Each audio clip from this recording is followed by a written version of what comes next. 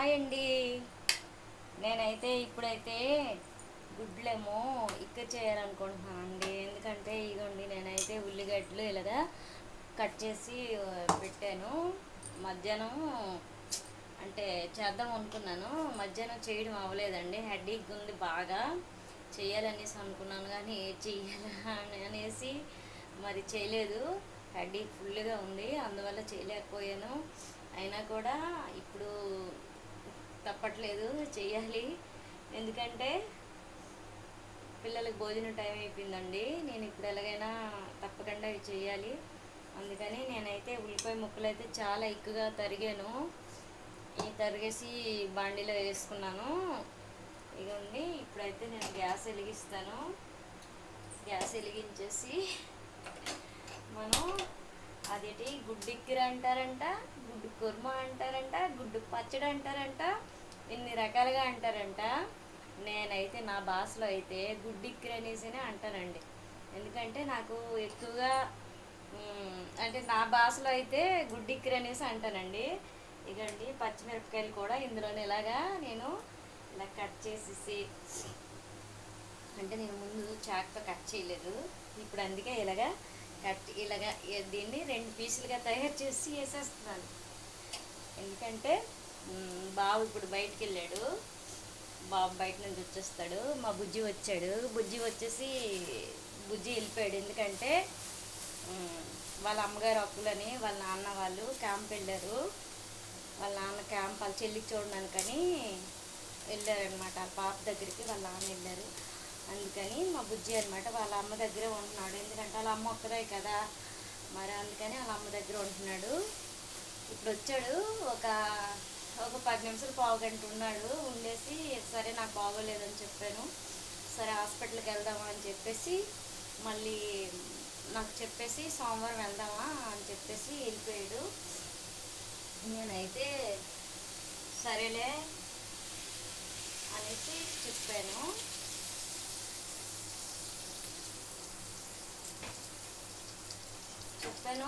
అంటే ఎందుకంటే అతనికి కూడా అప్పుడు బైక్ మీద వచ్చేటప్పుడు అడ్డకి వచ్చేసింది, పడిపోయారు. అతనికి కూడా దెబ్బ తగిలిపోయింది కొంచెం. ఈ మధ్యన అతనికి కూడా ఈ జబ్బంత బాగాలని చెప్తున్నారు. అందువల్ల నేను కూడా అతనికి ఎక్కువ ఇబ్బంది పట్టట్లేదు. ఎందుకంటే వెళ్దాం బుజ్జి అంటే తీసుకెళ్తాడు, వెంటనే వెళ్ళిపోతాం. కానీ కాకపోతే కొంచెం బైక్ మీద వెళ్ళాలంటే కొంచెం ఇబ్బంది అనమాట. బస్సులో వెళ్తే నాకు బస్సు పడదండి, వామిటింగ్స్ అయిపోతాయి బస్సులో. నాకు బస్సు వాసన అంటే అసలు పడదనమాట. ఎంత జర్నీ అయినా నేను బైక్ పైన అయితే వెళ్ళిపోతాను, కానీ బస్సులో వెళ్ళాలంటే నాకు చాలా కష్టం, వెళ్ళలేకపోతున్నాను. అందుకని ఈవేళ రేపు అని చెప్పేసి మా బుజ్జికి అలా రోజు చెప్పేస్తాను. మా బాబు కూడా అంటాడు, అమ్మ వెళ్ళిపోదామా డాక్టర్ దగ్గర. మా బాబు కూడా నాన్న రేపు వెళ్దాం, ఎల్లుండి వెళ్దాం అని చెప్పేస్తాను. అలా తర్వాత ఈ ఊర్లోనే మా అన్నయ్య ఉంటాడన్నమాట, మా పెద్దమ్మ బాబు, ఆర్ఎంపీ డాక్టర్ అనమాట.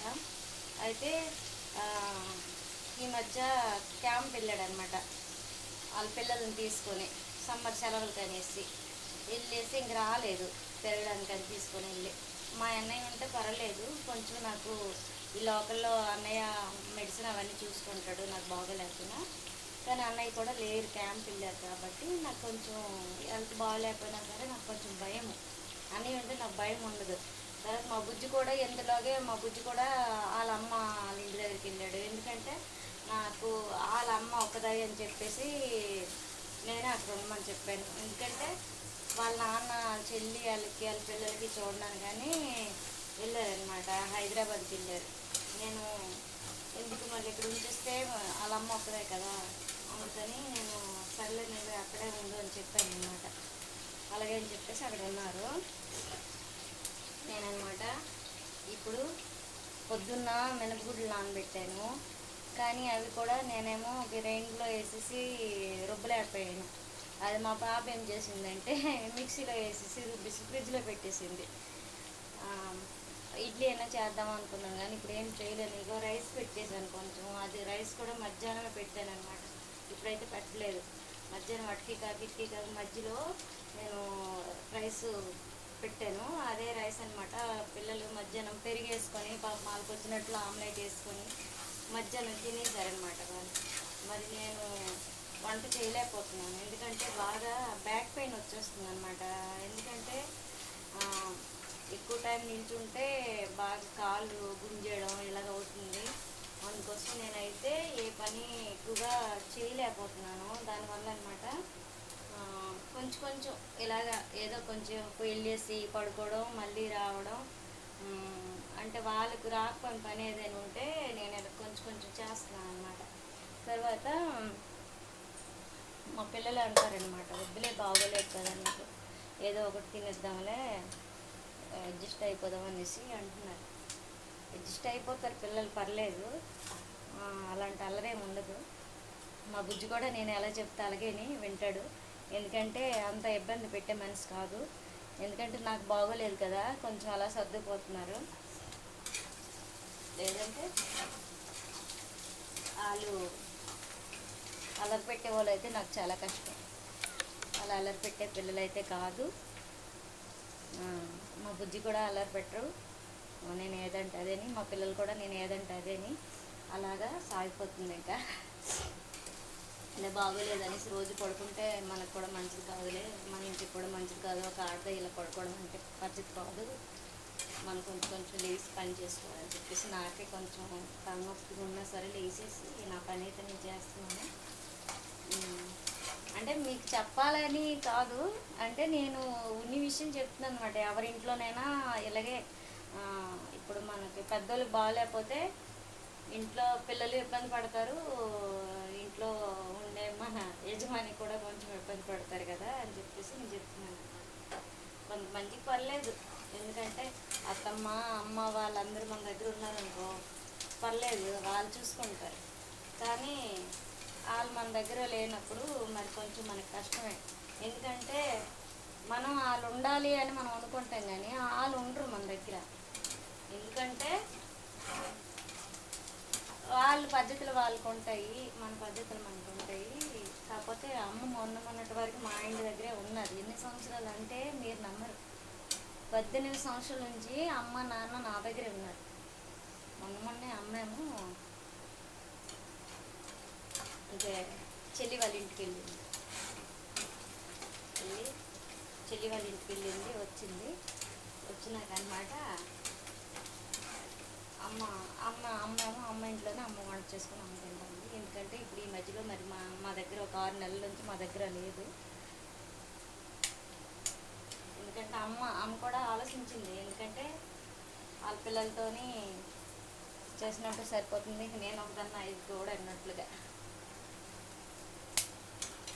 అంతే, ఇంకా అంతకంటే లేదు. నాన్న కూడా రీసెంట్గా చనిపోయాడు. చనిపోయాక కొంచెం నాన్న చనిపోయిన నుంచి కొంచెం నాకు కూడా కొంచెం ఆలోచన వచ్చింది అన్నమాట.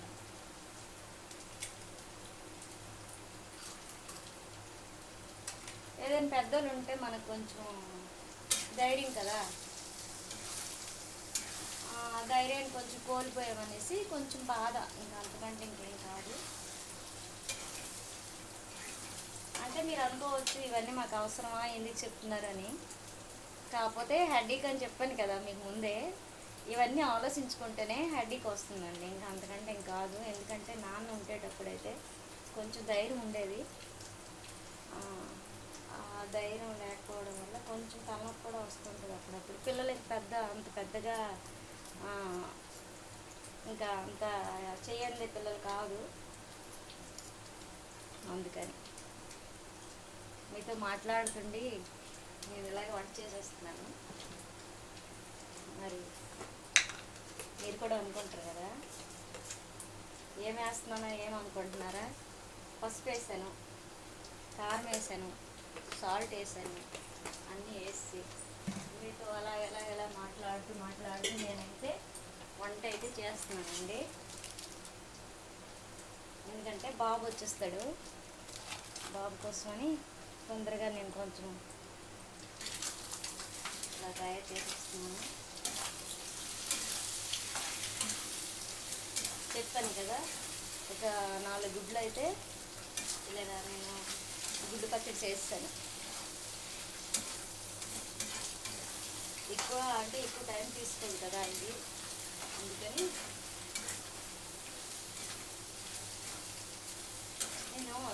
మెయిన్ ఏంటంటే వంట చేయడానికి ఓపిక చేస్తాను, కానీ కాకపోతే ఈ బ్యాక్ పెయిన్ వల్ల ఆ కాలు మొత్తం గుంజేస్తుంది అనమాట.